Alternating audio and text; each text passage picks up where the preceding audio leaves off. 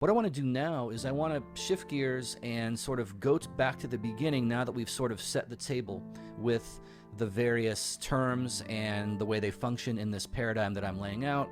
I want to go back to the beginning and sort of tease this out and tease the implications of this entire system out.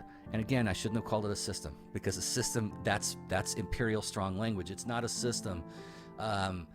Basically, any of the things I'm going to say in this series, you can slow blink at. You can give me side eye, look askance, because again, this is not new dogma to replace old dogma. This is a way of relativizing dogma, relativizing empire and all meta-narratives, all imperial claims, and saying, I don't know about that. You sure about that? I don't know about that. And that's the point. And I also made the point at the end of my intro, in I think the fifth part, in part 5, that if you're a Protestant, you're already there.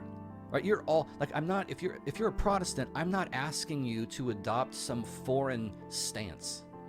Okay? I'm not asking you to strike a pose that's altogether unfamiliar, right? The very nature of Protestantism is a suspicion of empire, and it is a long sort of sideways glance at the claims of the imperial church, and eventually, historically, a breaking away for political and theological reasons from that imperial expression of institutional Christianity, right?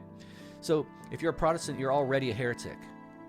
You're already a heretic anyways. So I'm not asking you to become something you're not. I'm just saying, hey, this is what you are.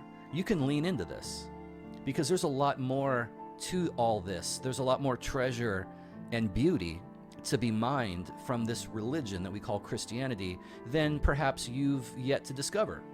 Well, if you've already demonstrated a willingness to rebel against institutional Christianity, and if you've already shown a kind of spirit of rebellion, then why not explore? Why not lean in? Why not read from outside of your comfort zone? Why not explore ideas that may not be native to the way you think, right? That's why C.S. Lewis, by the way, encouraged people to, for every 5 books you read that are contemporary, read one that's like 100 years old.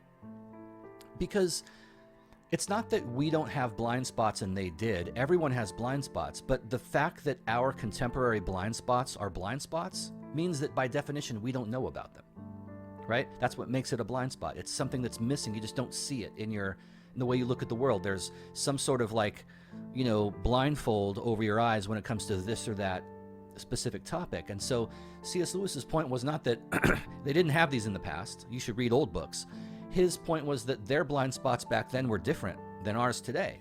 By reading these older works, we might be exposed to ways that they were blind to certain things back then, but they're different than the things to which we are blind. So Lewis's point was not that read old books because they didn't have blind spots. It was that their blind spots were different than our blind spots, right? And so by reading old authors, you might be made aware of oh, wow, they seem to see something that existed in their culture that also exists in ours, but we just don't notice it.